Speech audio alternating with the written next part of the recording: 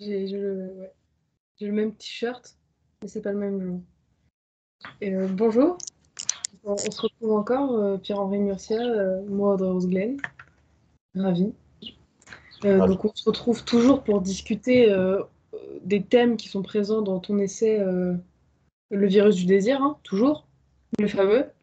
Donc la dernière fois, on avait commencé à parler un peu plus du désir et de la médiation, du désir mimétique, avec, notamment en lien avec du coup, les idées gérardiennes. Et donc aujourd'hui, on a noté un peu ce de quoi on allait discuter.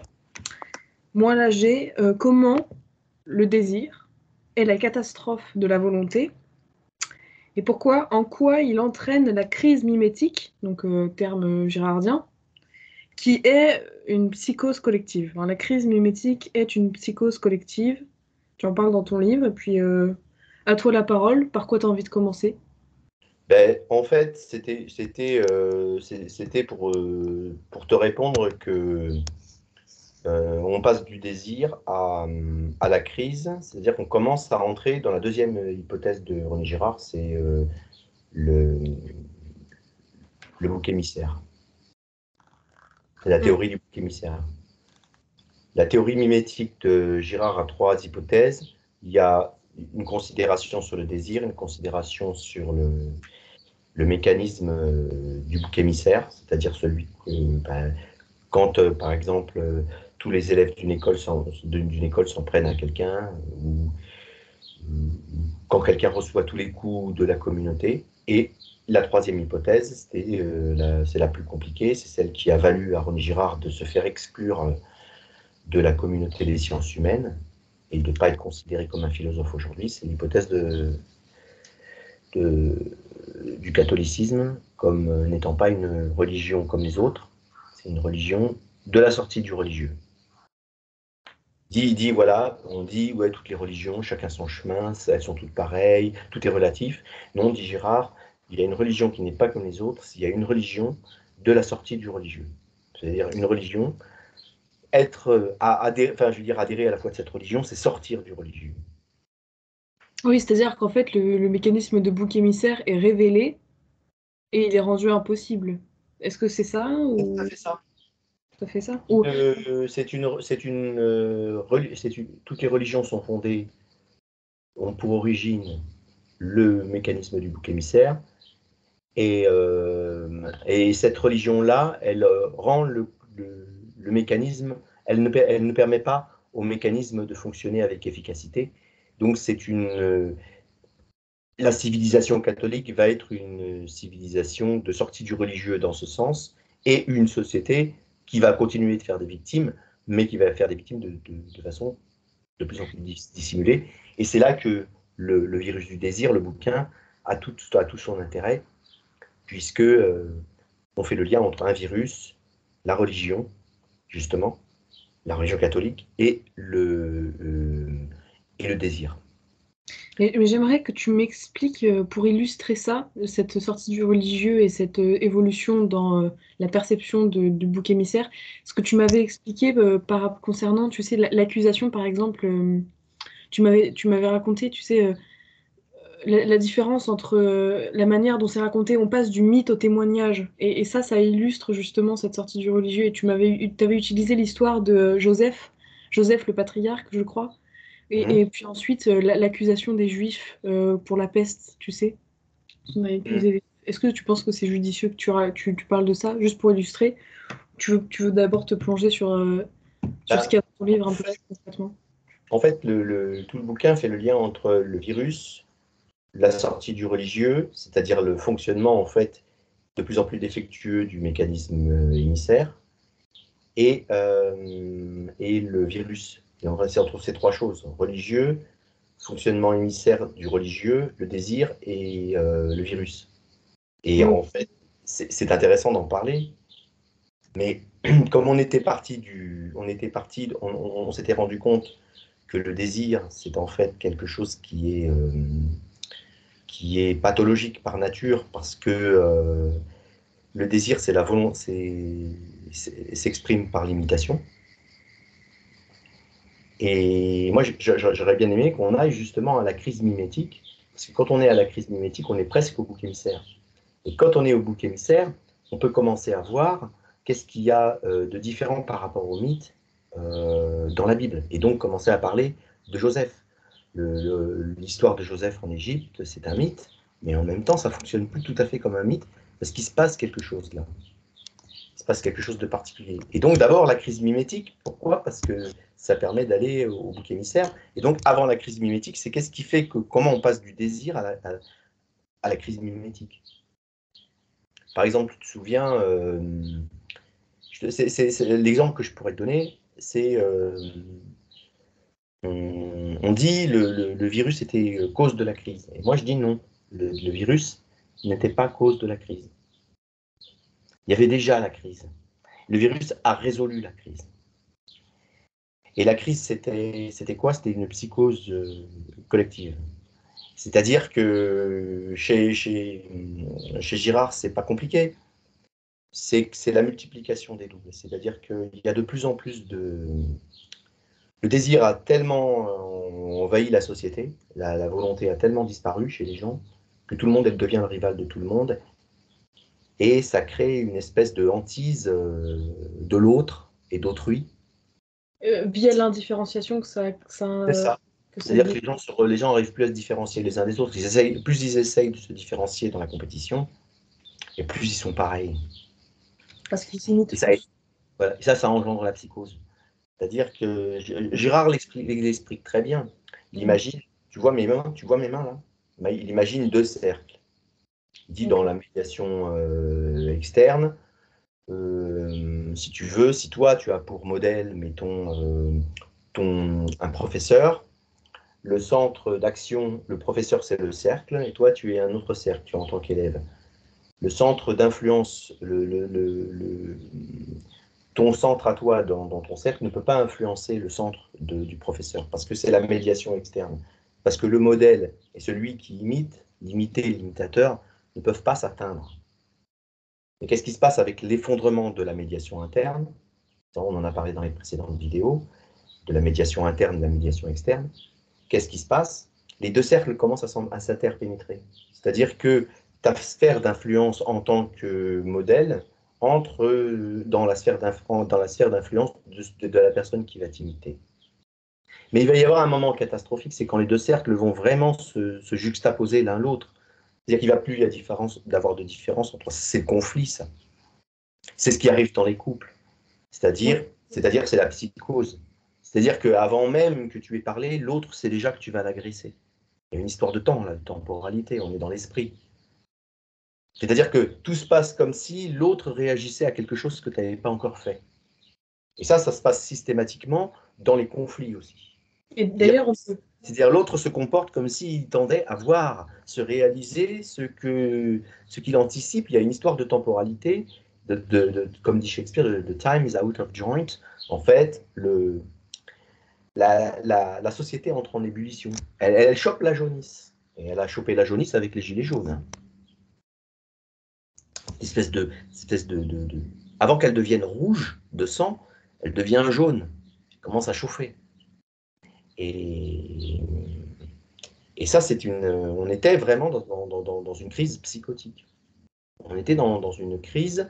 Et donc, c'est bien au départ, au centre de cette affaire, c'est bien le désir, c'est-à-dire la volonté malade.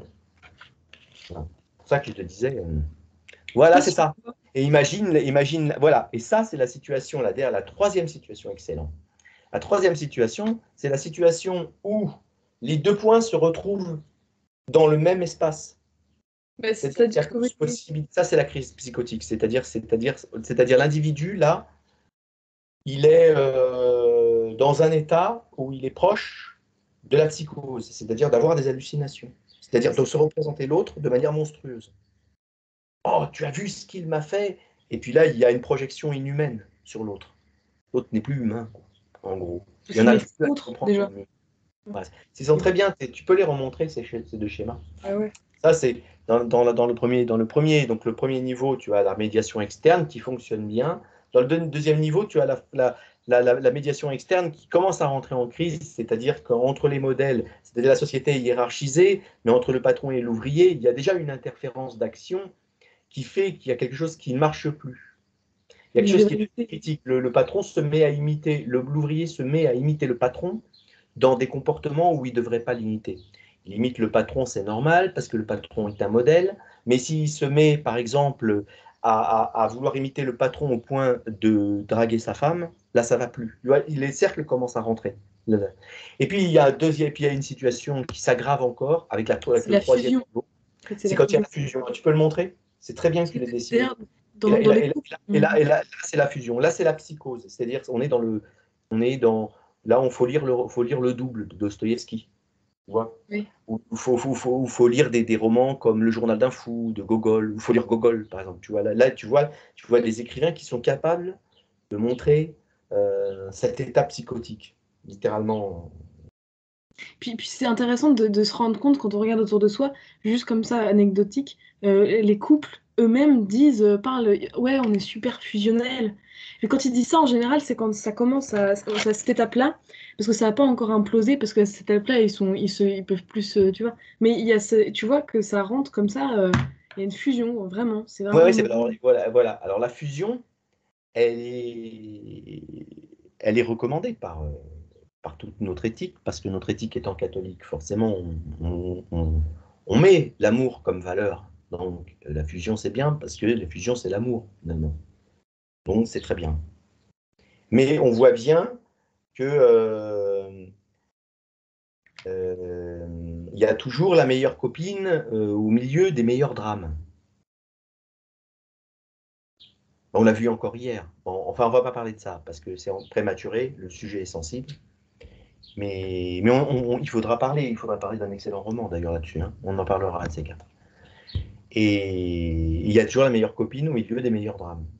Voilà. Je ne peux pas mieux dire. Et donc c'était bien d'arriver du désir à la crise mimétique. En réalité, le virus, en vérité, le virus, c'était pas la crise sanitaire. La crise, elle était avant. Le virus, c'était la résolution de la crise. Mais alors, qui est en charge de la résolution de la crise, papa? Alors, là, tu es en train de me demander, c'est le président de la République, seulement le président de la République qui fait partie de la crise.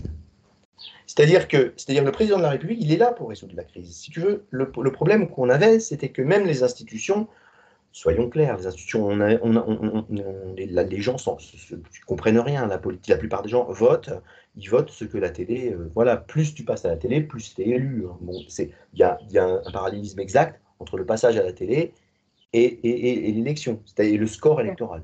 Bon, soyons clairs, c'est un phénomène purement mimétique. Ce qui se passe, c'est que le président est censé servir de bouc émissaire à chaque élection. Ce qu'il fait, on l'expulse, on met Sarkozy à la place, on l'expulse, on met Hollande, on l'expulse, on met Quintus. Et donc, tu vois, ça marche comme ça. Mais il y avait encore quelque chose qui marchait, qui fonctionnait encore avec des présidents comme Mitterrand ou De Gaulle, vieille manière, c'est-à-dire des institutions avec encore une forte médiation externe, efficace. C'était encore des modèles, si tu veux, du père, c'est-à-dire des médiateurs externes qui figuraient des modèles extérieurs à ma sphère d'influence. Plus on s'est approché de Quintus, et plus on a vu Sarkozy qui traite qui traite le type dans la rue de pauvre casse-toi, pauvre con, il lui dit ça. C'est-à-dire en fait, là, il y a une perte de la différence, du degré, crisis of degree. Il y a vraiment une crise du degré. C'est-à-dire qu'il y a une crise. Voilà. C'est-à-dire que la sphère d'influence du président de la République, celui qui est le plus haut dans la hiérarchie des modèles, des êtres imités, se met au même niveau que celui qui est le plus bas dans la hiérarchie des modèles imités. Alors, imagine l'interpénétration des deux cercles. Ça, je suis très content que tu aies fait ce schéma. Et avec Hollande, c'est encore pire. C'est le mec c'est les présidents de la République qui se comportent comme le citoyen lambda qui va voir sa maîtresse en scooter. Donc là, on voit bien qu'il y a encore un aplatissement supplémentaire. Et avec Quintus, c'est encore pire. Le type, il se prend des baffes, il prend des bains de foule, il parle avec les gens, il croit que ça va lui amener de la popularité. En fait, ça fait que dégrader, ça fait que refléter. Et donc, on a des présidents qui sont de plus en plus qui savent de plus en plus qu'ils vont être, qu'ils vont pas parvenir à la fin de leur mandat avant d'être éjectés. Le problème, c'est que quand tu es éjecté avant de parvenir à la fin de ton mandat, tu es lynché. Parce que finalement, l'élection est un processus sacrificiel d'éjection de la victime qui est censée prendre la responsabilité du malheur du peuple. Mais avant, donc c'est aussi tout ce qui se passe en dehors du processus sacrificiel qui est finalement une gestion de la violence populaire. Eh ben, ça se passe en dehors de cette gestion et ça finit, c'est les gilets jaunes qui sont à deux doigts d'aller les chercher à l'Élysée, quoi. Et donc là, on est dans le lynchage. On n'est plus dans le processus d'expulsion de la victime dans un cadre rituel. Et donc le gars, il est de plus en plus amené à devoir faire jouer les mécanismes émissaires pour trouver des victimes de rechange. Bon, alors, quand par exemple il devait parler en 2019 avec les Gilets jaunes pour mettre le point final à la crise des Gilets jaunes, bah, pof, il y a Notre-Dame qui a brûlé, quoi. Et puis juste après, il y a eu le Covid.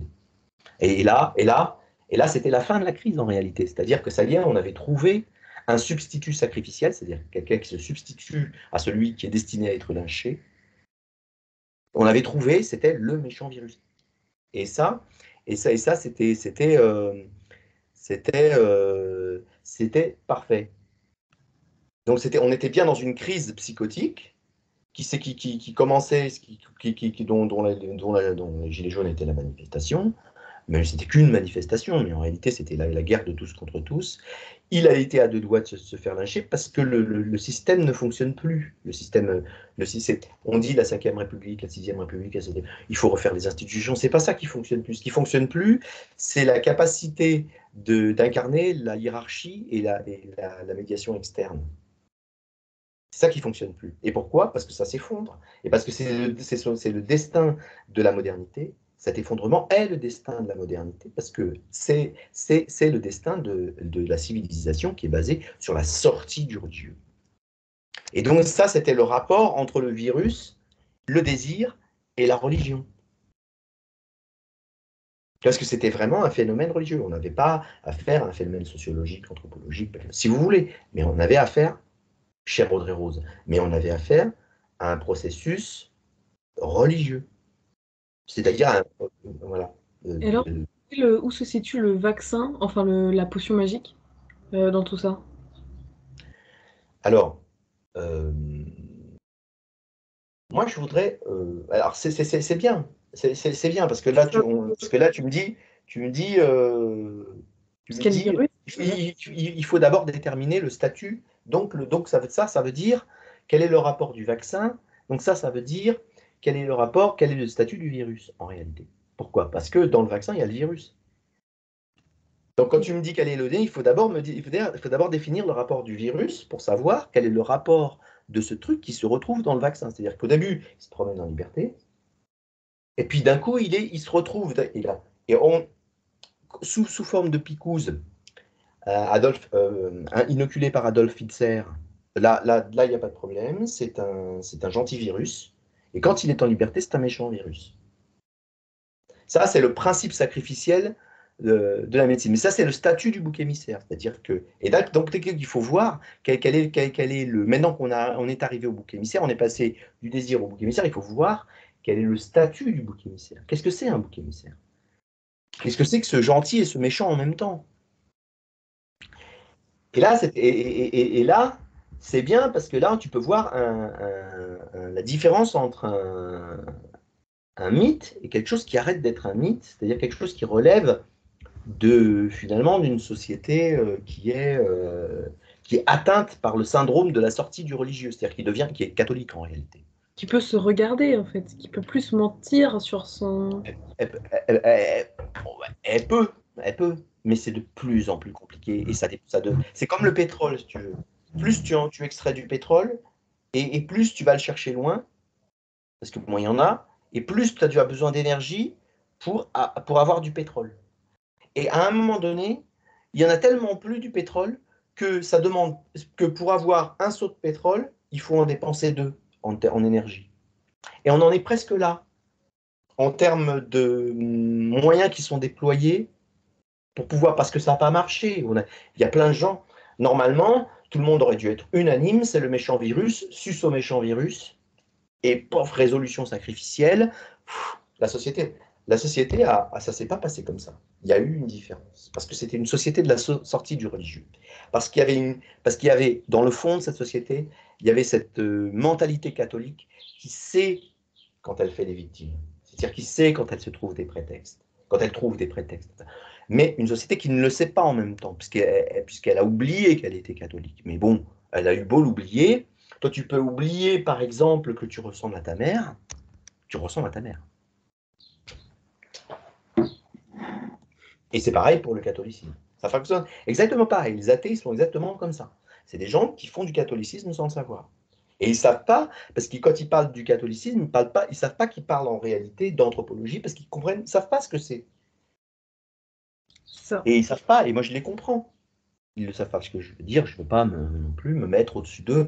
Oh là là, ils ne savent pas, ils sont cons, c'est pas du tout ça du tout. On est dans le même panier, oui. Ah non, non, c'est vraiment, c'est vraiment encore lié au fait qu'on sort du religieux. En sortant du religieux, automatiquement, on perd la notion du religieux et on entre dans autre chose. On entre dans la gestion de la violence et autre chose. Ouais, ouais, c'est ça. Donc, je ne peux pas répondre à ta question parce que encore sur l'inoculation, parce que d'abord, il faut régler la question du statut du bouc émissaire. Qu'est-ce que c'est que ce truc? Qu'est-ce que c'est qu'un bouc émissaire dans un mythe qui fonctionne normalement? Et pour voir comment ça, il y a un esprit dans l'écriture biblique, parce que l'écriture biblique, c'est une bibliothèque qui est écrite par un tas de gens, donc, mais qui sont traversés par une inspiration qui fait que l'écriture au fil des siècles de ce livre, la Bible, elle tend à laisser apparaître quelque chose qui n'est pas humain, qui relève d'une inspiration. Et ça, même les républicains l'admettent, puisqu'ils ont eux-mêmes écrit la déclaration, la première de la Révolution, la déclaration des droits de l'homme, sous les auspices de l'être suprême. C'est-à-dire qu'ils revendiquent une inspiration qui est surnaturelle. Laisse-moi le dire, laisse-moi le dire. Ouais. En présence et sous les auspices de l'être suprême, c'est magnifique. C'est ça. Magnifique. Voilà, voilà. Ça, c'est la fin du premier alinéa du texte, qui est vraiment la clé de voûte, la clé de la clé. C'est-à-dire que c'est vraiment le sommet, c'est vraiment la petite cerise qui est posée sur le grand gâteau de la loi. Donc, terminé, c'est pas possible, c'est admettre que, en dernière analyse, si on veut pouvoir faire du droit et dire des lois et l'imposer aux gens, il faut qu'on se revendique de quelque chose qui est plus que soi-même. Une autorité. C'est-à-dire que tirer son autorité. Enfin... Voilà. Et donc, la question, c'est d'où cette autorité? Personne, aujourd'hui, dans un aplatissement complet de la médiation externe, personne n'admettrait que quelqu'un arrive et dise « je suis élu, donc c'est moi l'autorité ». Mais ça, c'est là, et ça ne veut pas dire « je suis souverain ». J'ai l'autorité, ça ne veut pas dire « je suis souverain ». La souveraineté et l'autorité, ce n'est pas la même chose. Oui. Mais ça, c'est encore... Et donc, la question de cette inspiration, c'est la question de cette écriture qui apparaît, la Bible, et qui se termine avec le Nouveau Testament, avec Jésus, qui fonde le catholicisme, l'Église catholique, et qui est vraiment quelque chose qui va à l'encontre du mythe. Et qu'est-ce qu'un mythe? Et là, on arrive donc là, c'est là qu'on passe du désir, et c'est là que c'est important de passer à la catastrophe du désir. C'est-à-dire que les gens, en s'imitant, ils sont devenus rivaux. C'est parce que le patron, parce que l'ouvrier, en imitant le patron tellement bien qu'il a fini par lui piquer sa femme, ou inversement, le cas du Titanic, dont on parlera dans la vidéo qu'on va consacrer à ce film.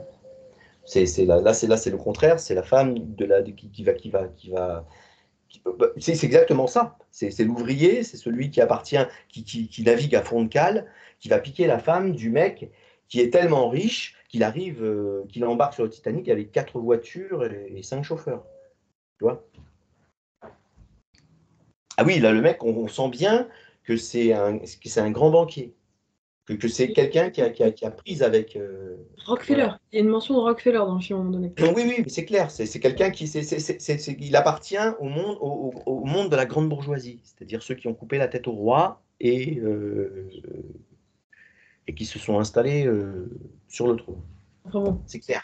On voit bien dans toutes les présentations. On en parlera du Titanic. Mais là, il y a une crise sociale. Là, il y a une crise sociale. Et cette crise sociale, c'est la crise du désir. C'est-à-dire, c'est la volonté malade. C'est-à-dire, c'est quand, en fait, c'est l'obstacle que va m'opposer l'autre, parce que je limite. C'est-à-dire, le patron ne va pas être d'accord que je pique sa femme, qui va constituer pour moi l'objet attirant et qui va donner du prix à ce que je désire. C'est-à-dire qu'en fait, je ne désire plus qu'en fonction des obstacles qu'on va m'opposer. Je vis dans un monde où l'enseignement du Christ, tapez et on vous ouvrira, donnez et on vous donnera, c'est inversé. Tapez et on vous fermera la porte, donnez et de demander et on ne vous donnera pas. C'est le monde du désir. C'est-à-dire c'est le monde de la volonté malade et de l'idolâtrie. Parce que du coup, il y a une transfiguration de l'objet du désir. L'objet du désir est transfiguré par le rival. C'est-à-dire que la voiture du bourgeois a du prix parce qu'elle a selon la vision marxiste, parce que bon, il y a des processus de production, etc. Et puis alors on lui donne tel prix. Et Gérard dit non, pas du tout. Il y a des processus de transfiguration de l'objet qui font que tout le monde veut cet objet. Et c'est parce que tout le monde veut cet objet. Et certains commentateurs de Girard ont même dit que ça, le père du libéralisme, Smith, l'avait vu. Oui. Il avait Oui. compris. Il avait compris que en fait, ce qui faisait le prix des choses, c'était le désir. Et on arrive à une société en crise, c'est une société où ça marche plus. C'est-à-dire que où, quand tant que le bourgeois, tant que l'ouvrier essaie d'économiser pour avoir la voiture, ça va, mais quand il commence à vouloir tringler la bourgeoise dans la voiture, ça va plus. Et là, on en est là. On en est là. Mais non, mais c'est ça. Je résume, hein. Mais oui, c'est ça. Je sais, mais c'est C'est vrai. le Titanic, je résume. Donc du coup, et là, le bateau, voilà. Le bateau Et coule. oui, la crise. Et donc on est passé du désir. Là, ça marche bien mon explication. On est bien passé du désir au bouc Oui. émissaire. Et Girard dit le bouc émissaire, c'est l'homme qui tape sur son chien pour pas battre sa femme. Alors par contre, ce serait sympa que tu nous dises, tu nous parles du mythe. Et, Ouais, bravo, c'est ça. C'est pour ça que je t'ai dit ça. Parce que je te dis, bon, bah, le bouc émissaire chez nous, c'est l'homme qui tape sa femme, qui bat son chien pour pas taper sa femme. ouais. Ou alors qui se met à, je sais pas moi, aller en bas avec son punching ball, tout ça. C'est des réactions de bouc émissaire. Ce qui veut dire qu'on est en train de. On connaît, tout le monde connaît ce truc-là. On le sait, ça. Tu vois? Par exemple, tout le monde a vu quelqu'un donner un coup dans une porte alors, parce qu'il était en colère. Pour pas donner le coup à quelqu'un d'autre. Tu vois, ou pour pas se faire ou les ouais, et tu vas me dire mais pourquoi il me parle pas du mythe, c'est ça, c'est ça que tu te dis, c'est ça, c'est pour ça que tu me poses la question. Mais je te parle pas du mythe parce que Girard là il dit mais on voit bien le bouc émissaire, mais on voit pas pourquoi on le voit tellement bien et surtout on voit pas qu'on le voit qu'il est dans le mythe parce que et là et là, ça veut dire c'est quoi un mythe? Alors maintenant, on avait une question, qu'est-ce qu'un bouc émissaire? Maintenant, on a qu'est-ce qu'un mythe? Qu'est-ce qu'un mythe? Oh, oui, on peut donner des définitions d'un mythe, du mythe, parce qu'il y a eu beaucoup de tentatives, Barthes, tout ça, des tentatives de définir le mythe. Ça serait quoi un mythe? Vas-y, essaye. Ah, tu me demandes d'essayer un mythe? Non, Oui, non, non, non, papa. Non, tu veux pas essayer? non, non, je. Si je te parle de mythologie, tu pourrais me citer me parler me dire de la mythologie. On parlait de la mythologie. Par exemple, un mythe sympa, c'est Oedipe. Par exemple, Oedipe, c'est de la mythologie. C'est de la mythologie scandinave ou grecque. t'en parles là-dedans, quoi. Voilà, voilà. En réalité, le mythe, il fait référence à des... Ce sont des récits. Oui, voilà. Et ce sont des... C'est ça, un mythe. Hein. C'est un récit, et c'est un récit qui fait référence à un système culturel. Et ce système culturel, c'est aussi un système cultuel. C'est-à-dire qu'il n'y a pas de différence, quand on parle de mythe, entre la culture et le culte. Parce qu'il est basé sur la logique sacrificielle de toujours la culture. Ouais, il y a toujours derrière un mythe une pratique religieuse. Ouais. Et il y a toujours derrière une pratique religieuse une pratique culturelle. C'est-à-dire quand on se raconte l'histoire d'Oedipe, en réalité, dans la Grèce antique, en réalité, on se raconte la liturgie qui accompagne les rituels autour desquels s'organise la société grecque. C'est ça un mythe. C'est ça un mythe. Et si aujourd'hui on connaît Oedipe sous différentes formes, c'est qu'après ça a été repris par des tragédiens, et puis par la littérature moderne, et donc on a eu tendance à faire du mythe quelque chose qui s'était décollé, si tu veux, Du contexte. du contexte, qui n'était plus de la liturgie. Quand Cocteau nous fait son Oedipe, quand Anouilh fait son Oedipe, quand Giraudoux fait son Électre, et ben c'est déjà, on est déjà dans un complètement, la littérature s'est complètement décrochée du fonctionnement liturgique au sens où on l'entend. C'est-à-dire, par exemple, nous, on peut, si on veut voir du fonctionnement liturgique, on rentre dans une église à l'heure de la messe et on voit comment ça fonctionne la liturgie. C'est le discours qui accompagne le rite autour de laquelle s'organise la société. C'est-à-dire que c'est tous les dimanches, les cloches sonnent, ça marque le temps de travail, le temps de repos, c'est toute l'organisation sociale et culturelle autour. Mais c'est perdu, ça, avec le mythe, la mythologie telle qu'on se la représente à travers Sophocle, par exemple, ou à travers les écrivains quand on apprend à l'école, ou quand on ouvre un bouquin où il y a marqué dessus mythologie grecque. Tu vois? Non, le mythe, c'était au départ, quand on parle d'un mythe, on parle par exemple d'Oedipe. Et justement, là maintenant, on peut commencer à dire qu'est-ce que le mythe d'Oedipe, c'est-à-dire comment ça peut fonctionner comme la liturgie d'un système culturel, et pas seulement comme un truc de littérature, tu vois, un bouquin de Sophocle ou un bouquin d'Anouilh. Non, un récit liturgique. Comment ça peut fonctionner? Et là, il nous dit, Gérard nous montre que le bouc émissaire est au centre, et le traitement du bouc émissaire, il change avec la Bible. Par exemple, il y a quelque chose il y a un récit qui est très similaire dans la Bible au récit mythologique d'Oedipe, qui est celui de Joseph. Voilà, c'est pour ça que je voulais mettre les choses dans l'ordre. Ouais, ouais. Et là, on voit qu'il y a une différence. Là, on a le même récit, on sent qu'il se passe les mêmes choses, mais on sent que c'est pas raconté de la même façon et que là, il se dit des choses qui ne se disent pas là. Donc c'est dans le récit. C'est dans la... Dans le récit. Dans le Eh récit. oui. C'est-à-dire qu'il y a là une fonction, là, il y a une société, un culte et une culture qui occulte encore quelque chose. Et là, chez Certes. Joseph, on est dans la Bible, et là, il se révèle quelque chose. Et ce qui se révèle, c'est de l'ordre du bouc émissaire. Exact. C'est Et vrai. ça sera le prochain épisode. C'est bien, non? Comme ça, on va pouvoir comparer la prochaine fois Oedipe et Joseph. Comme ça, j'aurai le temps un petit peu de réviser ma mythologie grecque Ouais. et de relire ma Bible. Et puis, et puis Et que pour... je lis à peu près toutes les semaines, en entier. Comme tout bon catholique. Bah oui, comme tous vos fidèles. Comme tout bon fidèle. En entier. Sinon, j'irai en enfer. Et puis là-dedans, du coup, oui, tu parles du mythe d'Oedipe et c'est très parlant. On Tu fixe expliques ça pour bien. la Hein. semaine prochaine. On fixe C'est ça. ça. OK? Et tu peux Merci poser bien. ta question. Tu peux poser la question. Là-dedans, tu parles de quoi? Tu disais? Mais je disais que Ouais, tu parles d'Oedipe, et puis, Ah oui.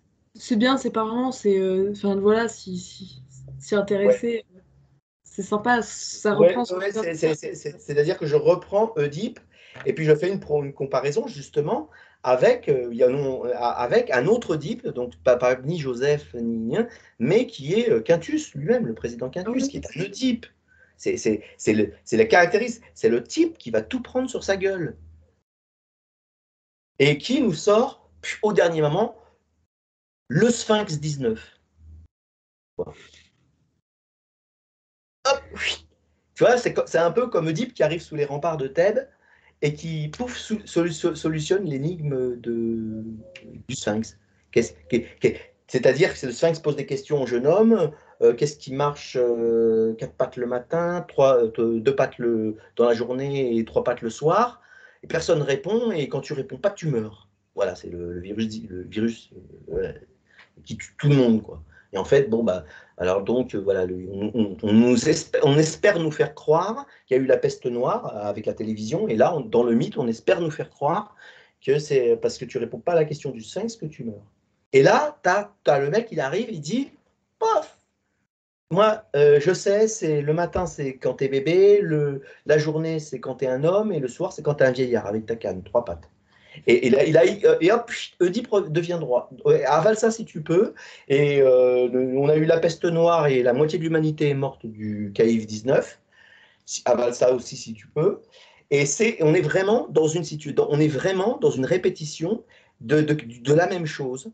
Et c'est pour ça il va falloir comparer qu'est-ce qu'apporte la vision biblique, qu'est-ce qu'a changé l'histoire de Joseph à cette histoire toujours la même. Et en plus, avec Quintus, bien évidemment, tu fais bien, je te remercie de dire que j'en parle je parle beaucoup de Quintus dans Le virus du désir, qui n'est pas publié, qui cherche un éditeur. Même s'il y a un beau livre, tu as vu, tu peux le montrer, il est beau hein, quand même. C'est Patricia qui l'a fait. Voilà. C'est marrant, tu vois, oui, c'est ça. Hop, Ouais. l'homme, la femme, avec un masque. Ouais, ouais. Ça, c'est... Évidemment, Quintus, on a tout, quoi. Le type qui couche avec sa mère, c'est Oedipe, quoi. Enfin, du Enfin, coup, tu vois, voilà. Et le type qui tue son père pour accéder au pouvoir, enfin, c'est Oedipe. Et lui il répond à la question du Sphinx.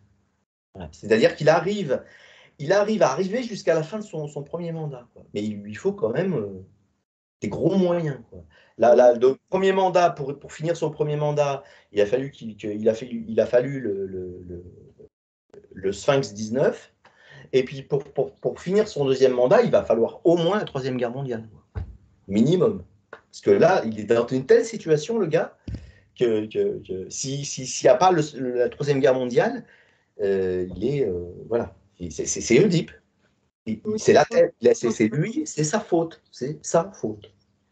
Et, et, et, et c'est par rapport, au traitement du bouc émissaire qu'on a la mythologie. Et donc là, on pourra faire le deuxième volet la prochaine fois sur la mythologie en comparant justement qu'est-ce que c'est la mythologie proprement dite, c'est-à-dire Oedipe, les Grecs, ça c'est de la mythologie pure, mais pas celle de Sophocle ni d'Anouilh, hein. On se projette dans le récit comme liturgie d'un Oui, culte.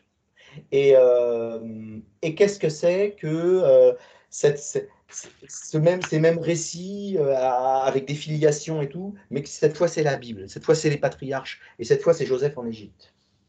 Parce que voilà, on est encore en Égypte. Et là, on peut faire le deuxième volet sur la mythologie pour mieux comprendre quelle est la différence entre un mythe et un récit qui sort de la mythologie. Et quand on sort de la mythologie, on va vers le logos. Logos, oui. Logos de jour. Logos. Et quand on va vers le logos, on va vers la logique. Et donc on va vers la science, parce que la science a toujours un logos, c'est-à-dire anthropo, logos, psycho, logos. Tu vois, il y a toujours psychologie. Dans la science, il y a toujours le logos. Et C'est donc, on sort du mythe, on rentre dans l'histoire et la science. Et qu'est-ce qui s'est passé? Et c'est bien de comparer, de mieux voir ce que c'est que le mythe et ce que c'est que ce récit tout à fait singulier qui apparaît avec les premiers récits bibliques. Et là, on est avec l'histoire de Joseph, on est dans la Genèse, quoi. On est dans les premiers textes. On n'est pas loin du début de la Bible, puisque la Bible, elle commence avec Adam et Ève et elle finit avec Viens Seigneur de l'Apocalypse. Viens Seigneur. Bien, Seigneur. Viens Seigneur, on peut finir comme ça. C'est bien. Salut! Salut.